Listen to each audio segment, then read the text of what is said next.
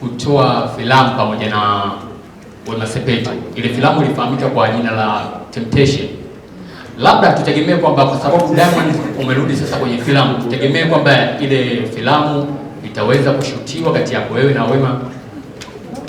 Nimaliza.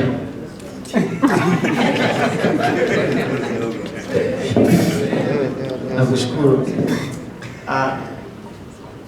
Unajua licha ya kwamba wacheza filamu wetu wa Tanzania wanafanya vizuri sana, lakini kidogo bado soko letu lina changamoto kwenye upande wa kifedha Tanzania.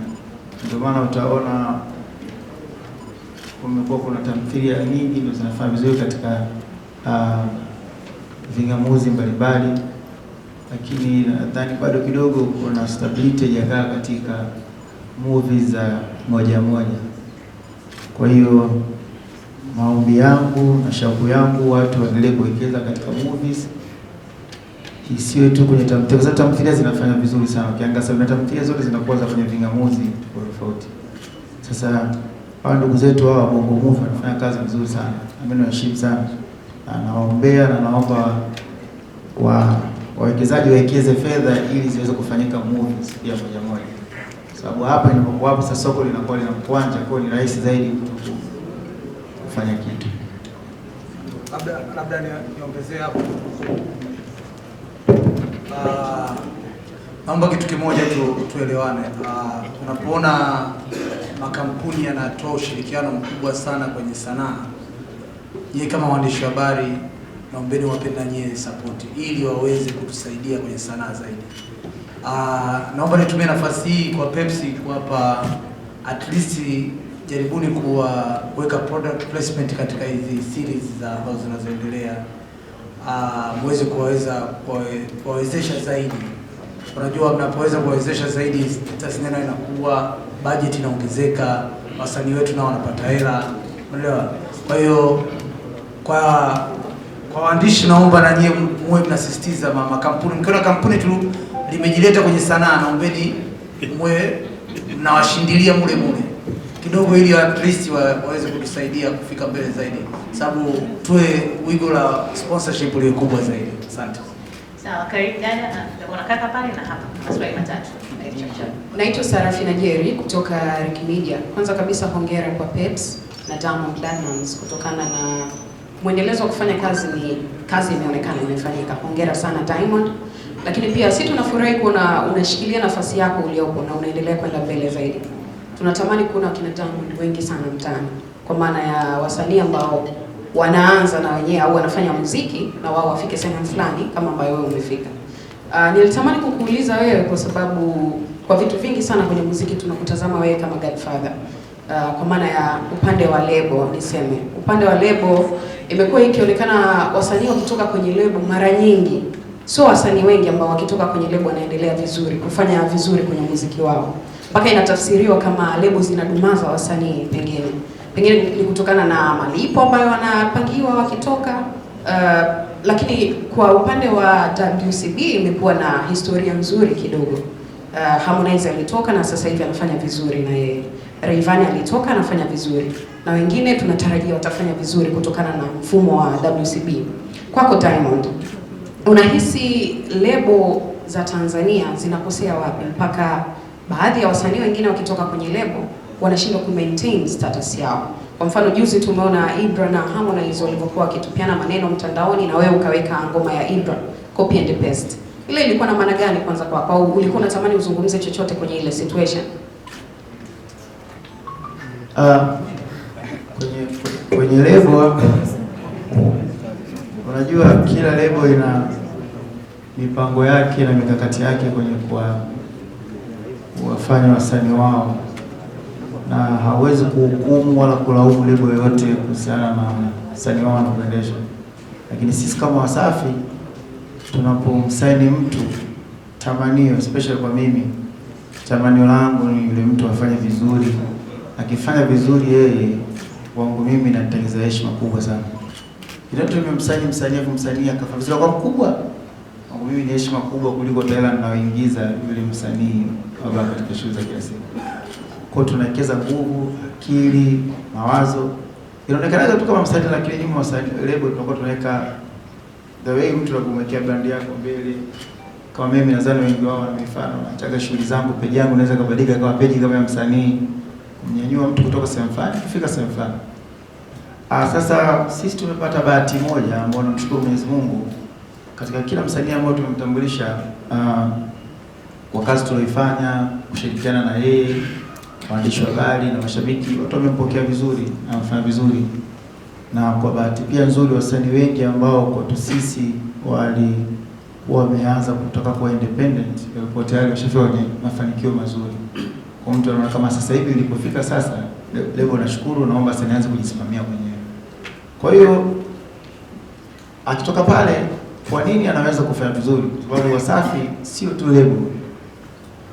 Nadhani watu kitu ambacho wakijua Wasafi, nisema watu wakija pale kama wako pengine darasani, kwa sababu nawafundisha vitu vingi, kuandika nyimbo, nawafundisha unakuwaje star, nawafundisha unatakiwa present vipi na nafsi yako ukifika sehemu.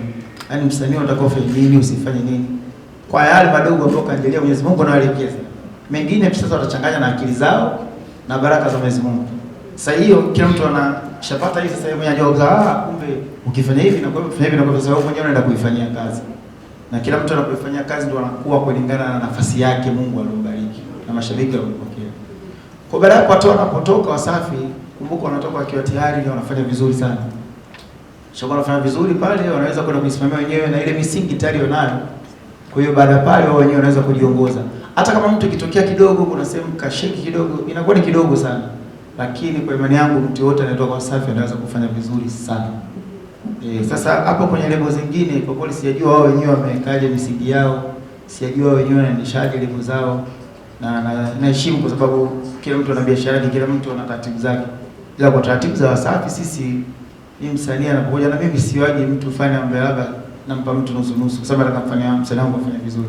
Kwa nini namuelekeza, sikiza, unatakiwa ufanye hivi. Kuna mambo haya msanii hawezi kutitu, kwa hivyo lazima ufanye hivi.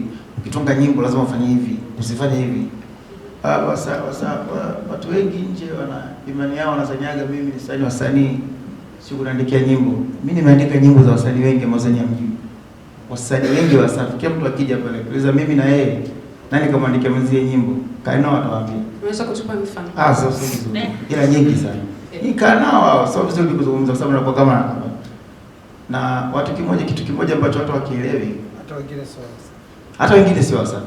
Sometimes unaona wenyewe wanazungumza. Yaani mimi niko tu hivyo. Siwezi nikafika studio nikakuta nyimbo yako kuna sehemu iko safi nikakuacha tu hivyo. Nitakusaidia afadhali. Unaona, kwa ukisema, usiposema sitaki kwenda kuzungumza. Miongoni mwa vitu ambavyo nadhani watu wengi wavifahamu. Nadhani yani mimi strength yangu imetokana kwanza na kuandika. Yaani mimi kama mwanamuziki, mimi sio mwanamuziki tu hapo. Yaani mimi nikishika peni naweza kuandikia nyimbo yote, naweza kuandikia bolingo, naweza kuandikia R&B, nikakuandikia kilokata, nikakuandikia hip hop, nikakuandikia mapiano. Na kila muziki najua ni uandike vipi.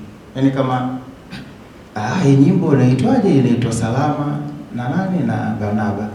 Hapa nimeachana na mtu. Ngoja nimshindilie maneno ya lawama. Yaani unajua hivyo.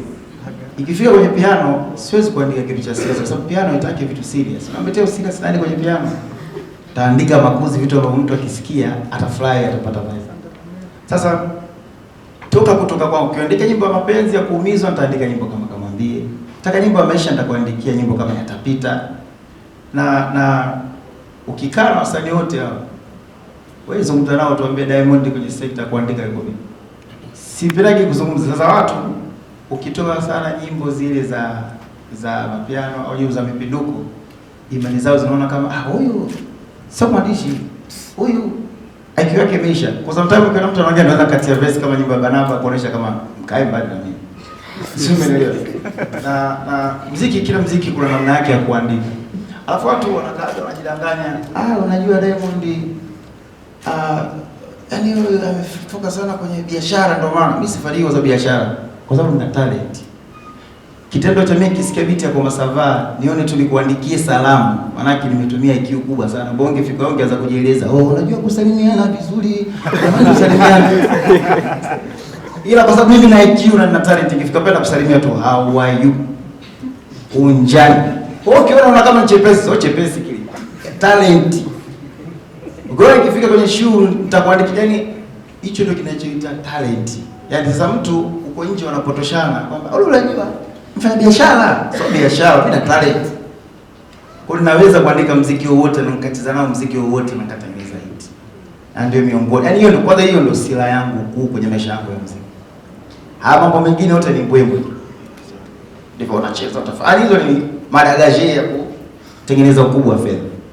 Lakini silaha yangu kubwa ni kuandika nyimbo. Naweza kuandika nyimbo ya si nyimbo ya mapenzi, nyimbo yoyote, yaani ndio silaha yangu kubwa. Kwa sasa ilivyo kuoneka vitu vile hapo clear vitatu. Cha kwanza, usijidanganye kwamba mimi nafanya vizuri kwa sababu eti nawekeza kwenye biashara. Kila mtu anawekeza, ila mimi talent yangu na IQ yangu sio ndogo, ni kubwa sana. Weka sikiza nyimbo zake, nyimbo unayoiona. Hata ukiona nimeandika kama makuzi, sio makuzi. Unashangaa tu nyimbo watu wanacheza wazungu, wafanya nini, show labda wana eti show. Zile techniques ambazo unatakiwa na talent ujue unaandika nini. Umeelewa? Haya, kwa kuna hivyo kwa wasanii wanapokuja pale kama lebo, jukumu langu mimi kwanza sana saini, napenda kusaini wasanii ambao wana talent wao wenyewe.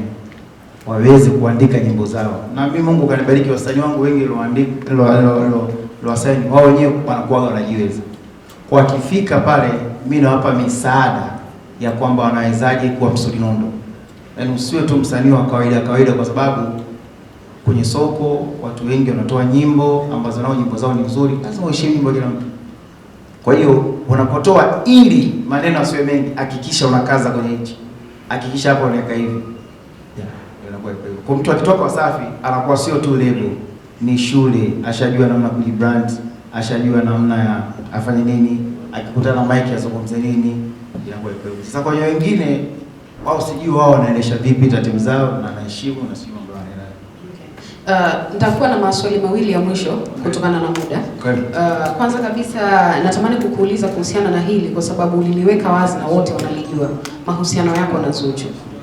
Kuna muda tulikuwa tunadhani Diamond anaweza akawa amefanya makosa makubwa sana kuweka wazi mahusiano yake na mfanyakazi wake, tuseme msanii wako kwenye label.